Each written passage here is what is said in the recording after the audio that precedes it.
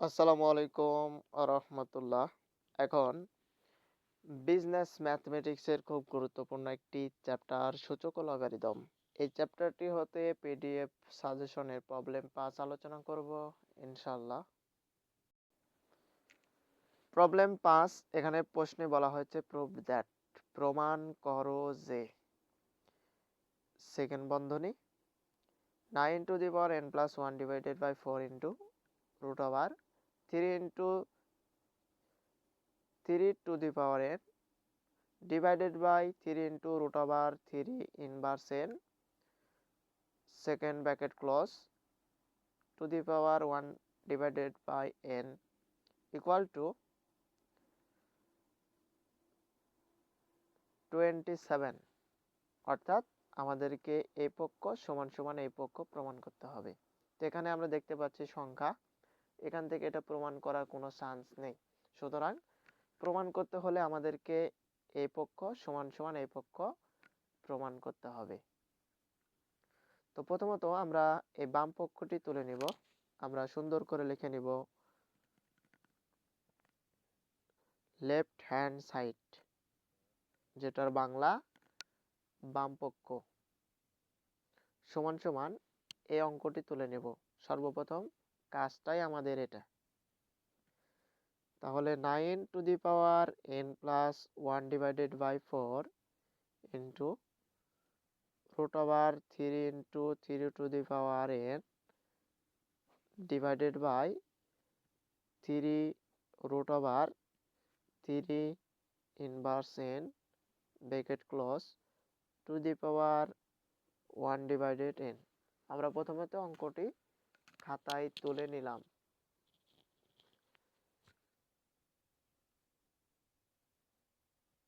এখন লক্ষ্য করো,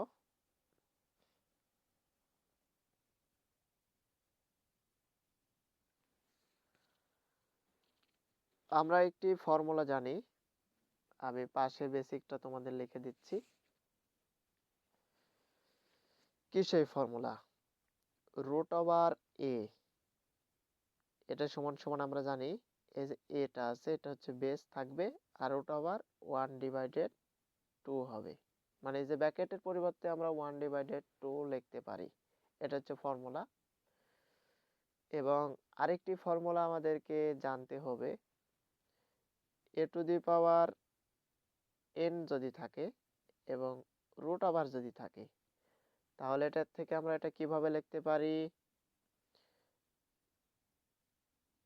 এ টু দি পাওয়ার n, তার ওপর পাওয়ার হবে কত? এই যে রুট ওভার আছে, হাফ হয়ে যাবে।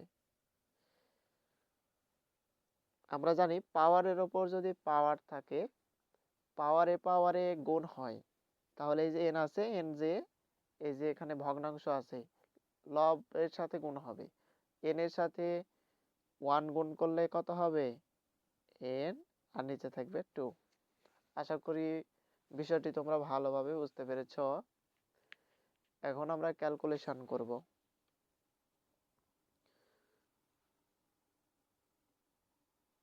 এখানে যা ছিল তাই আমরা লিখে নিব, এটা কোনো পরিবর্তন নাই।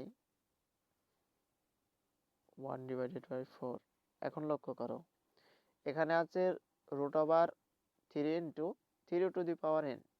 তাহলে 3 এর ওপর রুট মানে কি?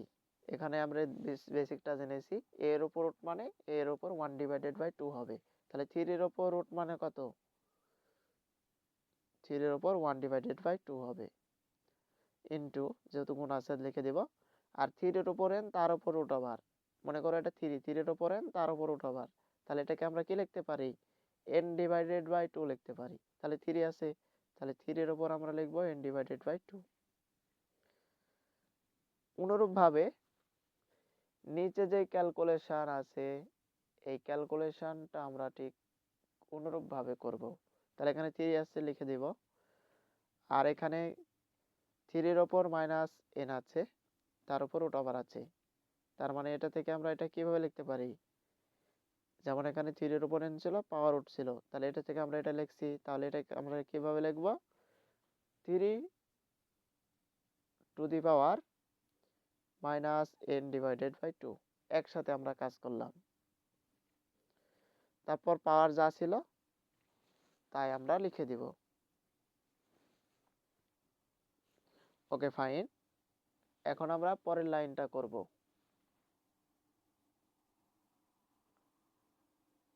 এখন লক্ষ্য করো এখানে যে 9 আছে, 9 কে আমরা কি লিখতে পারি? আমরা 3 এর উপর যদি স্কয়ার দিই, 3 এর উপর স্কয়ার মানে 2টা 3 গুণ 3 3 কত হয়? 9 হয়।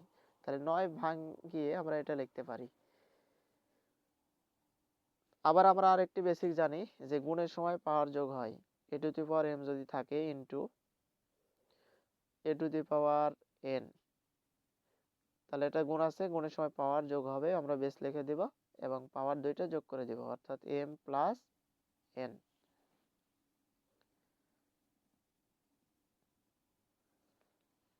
তাহলে এখানে লক্ষ্য করো এই যে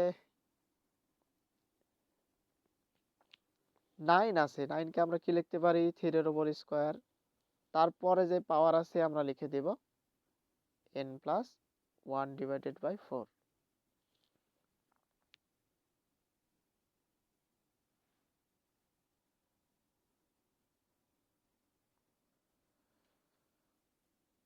তারপরে যা আছে সবকিছু ঠিক থাকবে, into 3 to the power half into 3 to the power n divided by 2। তারপরে নিচে যা আছে তাই থাকবে, 3 into 3 to the power minus n divided by 2,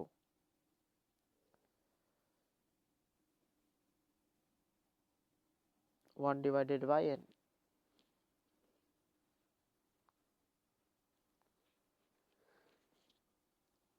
তারপরের লাইনটা আসলে কি হবে লক্ষ্য করো, আমরা জানি পাওয়ারের উপর যদি পাওয়ার থাকে পাওয়ারে পাওয়ারে গুণ হয়। মনে করো এর উপর m আছে, তার উপর আবার n আছে, তাহলে পাওয়ারের উপর পাওয়ার আছে তাহলে গুণ হবে, অর্থাৎ mn হবে। তাহলে এখানে লক্ষ্য করো 3 এর উপর পাওয়ার আছে 2, তার পাওয়ার হচ্ছে এটা, তাহলে 2 এর সাথে এটা জাস্ট গুণ হবে। তাহলে 3 এর উপর 2 এর সাথে যদি আমরা n গুণ করি, স্কয়ার মানে 2, তাহলে হবে 2n।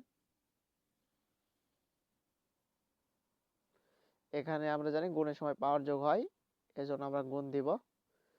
আর 3 এর উপর এখানে আছে 2, আর এটা যে এর সাথে গুণ হবে তার মানে লবের সাথে গুণ হবে 1 এর সাথে, তাহলে 2 1 এর সাথে গুণ করলে 2 ডিভাইডেড বাই 4 হবে।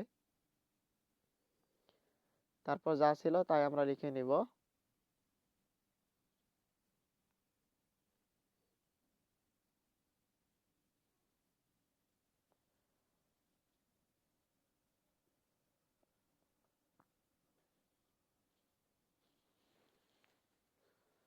Okay fine.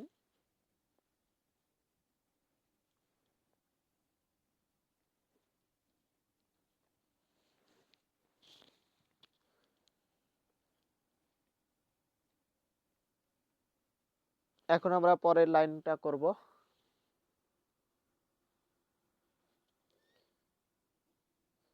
তাহলে এখানে 2 ডিভাইডেড বাই 4 আছে, তাহলে 2 দিয়ে 4 কে যদি আমরা ভাগ করি তাহলে 1 ডিভাইডেড বাই 4 থাকবে।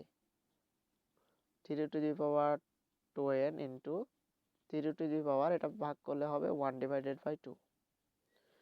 তারপর যা ছিল তাই আমরা লিখে দিব।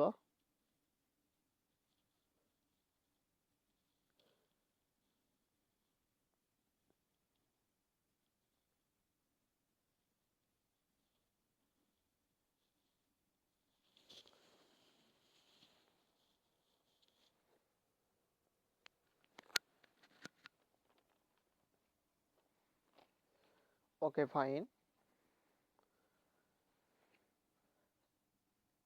জায়গা স্বল্পতার জন্য আমি পাশে লিখতেছি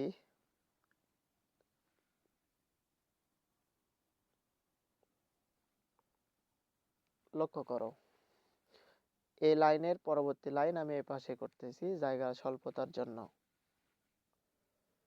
তাহলে আমরা জানি যে গুণের সময় পাওয়ার যোগ হয় আর ভাগের সময় পাওয়ার বিয়োগ হয়। তাহলে এখানে আমরা দেখতে পাচ্ছি সবার বেস 3, তাহলে আমরা একটা 3 লিখে নেব বড় করে।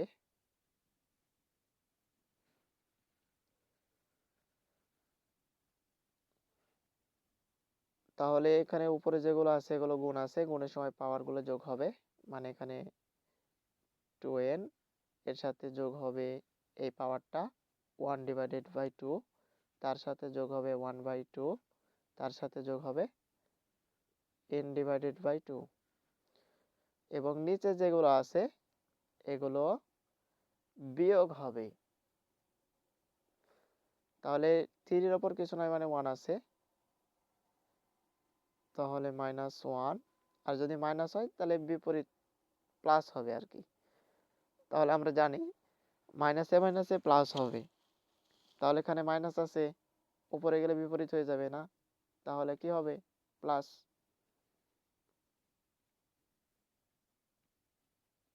আশা করি বিষয়টি তোমরা বুঝতে পেরেছ। এরপর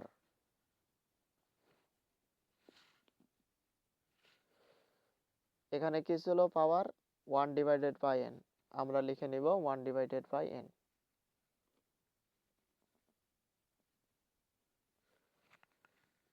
ওকে, ফাইন। এখন আমরা যোগ বিয়োগ করব। যোগ বিয়োগ করলে আসলে কত হয় লক্ষ্য করো।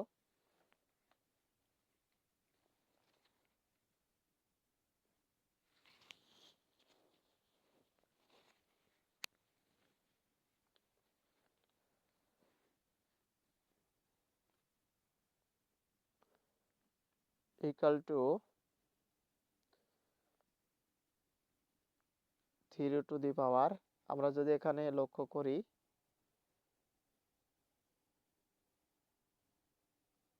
এখানে আছে হাফ আর হাফ, হাফ হাফ যদি আমরা যোগ করি তাহলে হবে 1, তাহলে 1 হচ্ছে প্লাস আর 1 মাইনাস, সুতরাং এটা কাটা দিতে পারি আমরা।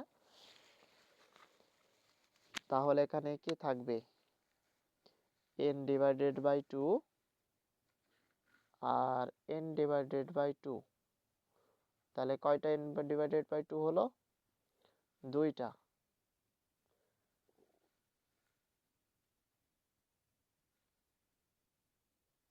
তাহলে আমরা লিখব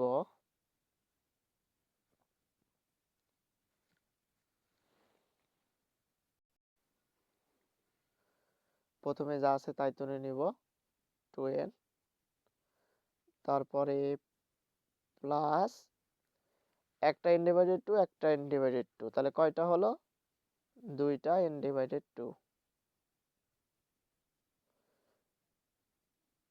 এটা এবং এটা কাটা।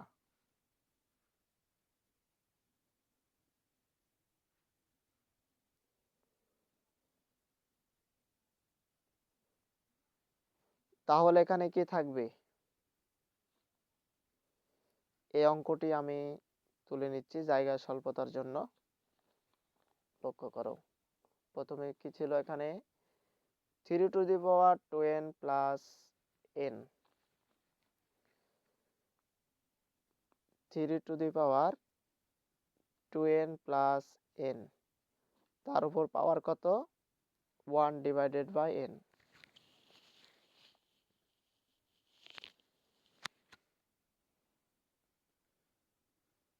Equal to 3 to the power 2টা n আর একটা n, তাহলে কয়টা n হলো?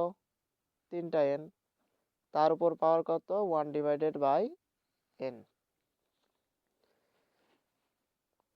ইকুয়াল টু, আমরা জানি পাওয়ারের উপর যদি পাওয়ার থাকে পাওয়ারের পরে গুণ হয়, তাহলে এই যে পাওয়ারটা আছে 3n, এটা এই 1 এর সাথে গুণ হবে, তাহলে হবে কত? 3n/n, n যেহেতু এটার সাথে গুণ অবস্থা আছে n কাটা যাবে, তাহলে থাকবে কত? 3 এর উপর 3। আমরা জানি 3 এর উপর 3 মানে 3টা 3 গুণ, 3 গুণ 3 গুণ 3, 3 3 9, 3 নং 27, তাহলে এটাকে আমরা কি লিখতে পারি? 27 লিখতে পারি। এখন অঙ্কটি লক্ষ্য করো, আমাদেরকে প্রমাণ করতে বলা হয়েছিল প্রশ্নে, প্রবলেম 5-এ আমাদেরকে বলা হয়েছিল প্রুফ দ্যাট, প্রমাণ করো এটা সমান সমান 27, তাহলে এটা আমরা ক্যালকুলেশন করে বের করে নিয়েছি, উত্তর এসেছে কত? 27, তার মানে এটাই হচ্ছে ডান পক্ষ।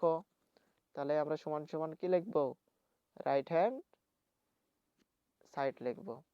তাহলে এখানে লেফট হ্যান্ড সাইড আর রাইট হ্যান্ড সাইড দুইটা কি হলো? সমান হয়ে গেল।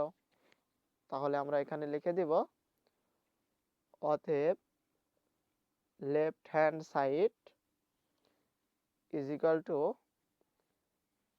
Right hand side. আমাদেরকে প্রমাণ করতে বলা হয়েছিল, আমরা লিখব প্রুভড, যেটার বাংলা প্রমাণিত। আশা করি অঙ্কটি তোমরা খুব ভালোভাবে বুঝতে পেরেছ। তারপরে যদি বুঝতে সমস্যা হয় হোয়াটসঅ্যাপে মেসেজ দিয়ে বিস্তারিত জেনে নিতে পারো। আর হাতে কলমে প্রতিটি গুরুত্বপূর্ণ অঙ্ক বোঝার জন্য আমাদের চলমান কোর্সে ভর্তি হতে পারো। আমাদের চলমান কোর্সে ভর্তির জন্য স্ক্রিনে দেখানো নাম্বারটিতে যোগাযোগ করতে পারেন।